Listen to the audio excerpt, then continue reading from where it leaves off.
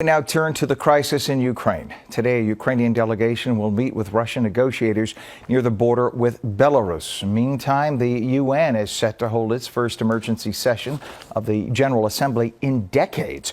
Eyewitness News reporter Derek Waller's live outside the UN on the east side with more. Derek? Yeah, the UN General Assembly, they're going to hold a rare emergency session today. That is despite objections from Russia. Now, I can also tell you that Ukrainian President Volodymyr Zelensky says he is not particularly hopeful about peace talks set to happen today between Ukrainian and Russian officials in Belarus, which brokered the meeting. Ukrainian officials arrived moments ago, and they're expected to call for an immediate ceasefire. Over the weekend, Putin escalated the rhetoric, saying he ordered his nuclear deterrent forces on high alert. Russian troops are still on the move, some fighting intentionally out of uniform, the Ukrainians say, trying to cause more chaos. The Russians sent some troops, small troops, which actually with some time as civilian, with weapons, snipers, and shootings everywhere, and they want to make terror attack and to bring the panic to our city. And these drone shots show the exodus from Ukraine and into Poland. Families are desperate to escape the violence.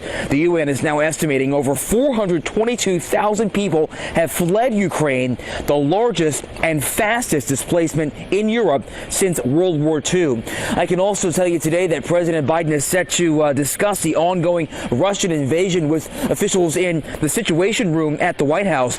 Sanctions are having an impact on Russia's economy. The central bank there just doubled interest rates to 20% due to these sanctions from the West. Reporting live here outside the UN, I'm Derek Waller, Channel 7 Eyewitness News. Derek, thank you. Governor Hochul signed an executive order barring the state from doing business or investing in Russian entities while inviting Ukrainian refugees to New York. It comes as Ukrainian New Yorkers and others rally for peace. The bold yellow and blue of the Ukrainian flag waving as those gathered called for an end to the violence while worrying for their families overseas. Among them, Svetlana Suvorova, who was born in Russia. As a Russian person, I will never forgive my government, and Ukrainians will never forgive us for this mistake. I'm very grateful for the opportunity to be in the U.S. right now because I'm safe. Some turn to prayers in this time of crisis. In the East Village, Cardinal Dolan presided over a service showing a sign of solidarity. In Russia, protesters held anti-war demonstrations in the heart of Moscow. For a third day, demonstrators gathered outside the Ukrainian embassy to rally against the Russian invasion. Officers in riot gear broke up demonstrations and arrested protesters. Crackdowns persist as more Russian citizens take to the streets. Yesterday, police detained more than 2,700 people in about 50 cities. It is 4:38. We have a new push on Capitol Hill to deliver emergency aid to Ukraine. Senate Majority Leader Charles Schumer announced that he is adding more than $6 billion to a general spending bill as requested by the White House. This continues to be a reckless war of choice propagated by one person only, and that is Vladimir Putin. Putin, in an attempt to divide the West, has united the West, which is a very good thing. Senator Schumer says the money will be divided into three categories: humanitarian, economic, and security assistance. Senator Schumer is calling on his colleagues in the Senate to move quickly to help Ukraine. He believes this emergency funding package will have bipartisan support.